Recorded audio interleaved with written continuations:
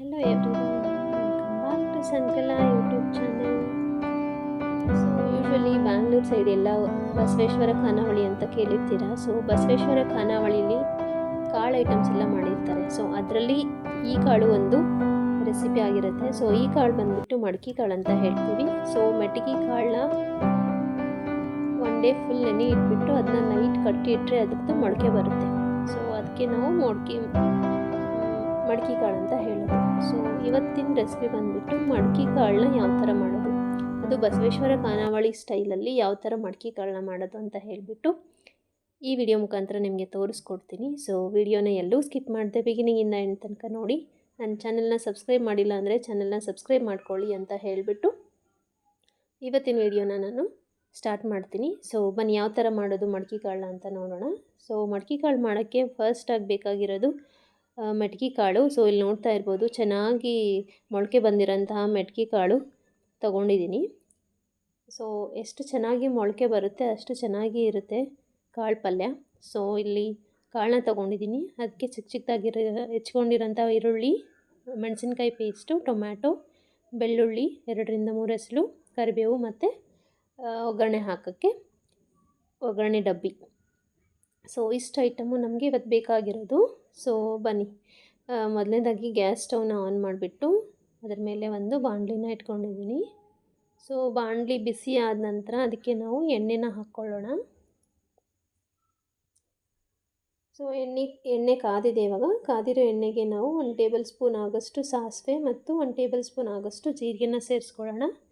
ಜೀರಿಗೆ ಮತ್ತು ಸಾಸಿವೆ ಚಟಪಟ ಅಂತ ಅಂದಮೇಲೆ ಅದಕ್ಕೆ ನಾವು ಸುಲಿದಿಟ್ಕೊಂಡಿರೋಂಥ 2-3 ಎಸಳು ಬೆಳ್ಳುಳ್ಳಿನ ಸೇರಿಸ್ಕೊಳ್ಳೋಣ. ಸೊ ಬೆಳ್ಳುಳ್ಳಿ ಚೆನ್ನಾಗಿ ಫ್ರೈ ಆದ ನಂತರ ಅದಕ್ಕೆ ನಾವು ಕಟ್ ಮಾಡಿಟ್ಕೊಂಡಿರೋಂಥ ಈರುಳ್ಳಿನೂ ಸಹ ಅದಕ್ಕೆ ಸೇರಿಸ್ಕೊಳ್ಳೋಣ. ಅದರ ಜೊತೆ ಕರಿಬೇವಿನ ಎಲೆನೂ ಸಹ ಹಾಕ್ಕೊಳ್ಳೋಣ ಒಗ್ಗರಣೆಗೆ. ಸೊ ಇದೆಲ್ಲ ಹಾಕಿಬಿಟ್ಟು ನಾವು ಚೆನ್ನಾಗಿ ಫ್ರೈ ಮಾಡ್ಕೊಳ್ಬೇಕು. ಈರುಳ್ಳಿ ಚೆನ್ನಾಗಿ ಕೆಂಪು ಬಣ್ಣ ಬರೋವರೆಗೂ ಅಥವಾ ಕಂದು ಬಣ್ಣ ಬರೋವರೆಗೂ ಚೆನ್ನಾಗಿ ಫ್ರೈ ಆಗಬೇಕು. ಸೊ ಹಸಿ ವಾಸನೆ ಎಲ್ಲ ಹೋಗಬೇಕು ಅದಕ್ಕೆ.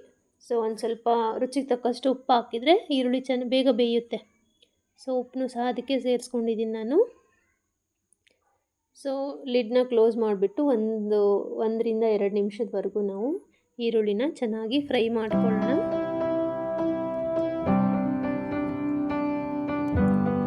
ಸೊ ಇಲ್ಲಿ ನೋಡ್ತಾ ಇರ್ಬೋದು ಈರುಳ್ಳಿ ಯಾವ ಥರ ಫ್ರೈ ಆಗ್ತಾ ಇದೆ ಅಂತ ಹೇಳಿಬಿಟ್ಟು. ಸೊ ಈರುಳ್ಳಿ ಫ್ರೈ ಆದ ನಂತರ ಇದಕ್ಕೆ ನಾವು ಮೆಣಸಿನ್ಕಾಯ್ದು ಪೇಸ್ಟ್ ರೆಡಿ ಮಾಡಿಟ್ಕೊಂಡಿದ್ವಲ್ವ, ಆ ಪೇಸ್ಟ್ನು ಸಹ ಸೇರಿಸ್ಕೊಳ್ಳೋಣ. ಹಸಿ ಮೆಣಸಿನ್ಕಾಯ್ದು ಪೇಸ್ಟ್ ಹಾಕಿಬಿಟ್ಟು ಮತ್ತೆ ನಾವು ಫ್ರೈ ಮಾಡ್ಕೊಳ್ಬೇಕು. ಬಿಕಾಸ್ ಮೆಣಸಿನ್ಕಾಯಿನ ಡೈರೆಕ್ಟಾಗಿ ಹಸಿದೇನೆ ಪೇಸ್ಟ್ ಮಾಡ್ಕೊಂಡಿರೋದು, ಅದು ಚೆನ್ನಾಗಿ ಫ್ರೈ ಆಗಬೇಕು ಹಸಿ ವಾಸನೆ ಎಲ್ಲ ಹೋಗೋ ತನಕ. ಸೊ ಮತ್ತು ಇದು ಒಗ್ಗರಣೆನ ನಾವು ಚೆನ್ನಾಗಿ ಫ್ರೈ ಮಾಡ್ಕೊಳ್ಬೇಕು. ಒಗ್ಗರಣೆ ಫ್ರೈ ಆದ ನಂತರ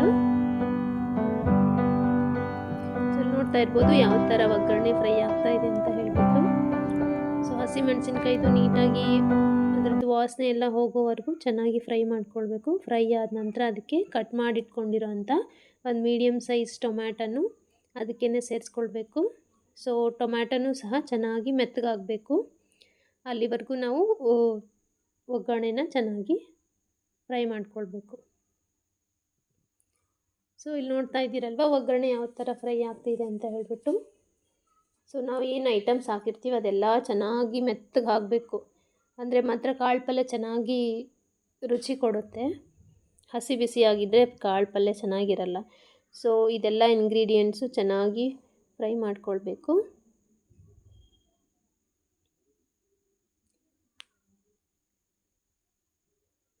ಸೊ ಫ್ರೈ ಆಗಿದೆ. ಅದಕ್ಕೆ ನಾವು 1 ಟೇಬಲ್ ಸ್ಪೂನ್ ಆಗೋಷ್ಟು ಅರಿಶಿನ ಸೇರಿಸ್ಕೊಳ್ಳೋಣ.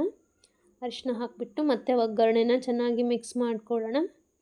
ಸೊ ಮಿಕ್ಸ್ ಮಾಡ್ಕೊಂಡ ನಂತರ ನಾನು ಮುಂಚೆ ತೋರಿಸ್ದಂಗೆ ಮಡಕಿ ಕಾಳು ಅದನ್ನ ಬೇಕಿದ್ರೆ ನೀವು ಒಂದು ಉಗುರು ಬೆಚ್ಚಾಗಿರೋಂಥ ನೀರಲ್ಲಿ ವಾಶ್ ಮಾಡ್ಕೊಳ್ಬೋದು. ನಾನಿಲ್ಲಿ ವಾಶ್ ಮಾಡಿಬಿಟ್ಟು ಜಲಡಿಲಿ ಇಟ್ಟಿದ್ದೀನಿ ನೀರೆಲ್ಲ ಜಾನಕ್ಕೆ. ಸೊ ಒಗ್ಗರಣೆ ಎಲ್ಲ ಚೆನ್ನಾಗಿ ಫ್ರೈ ಆಗಿದೆ. ಅದಕ್ಕೆ ನಾನು ಮಡಕಿ ಕಾಳನ್ನ ಸೇರಿಸ್ಕೊಳ್ತಾ ಇದ್ದೀನಿ.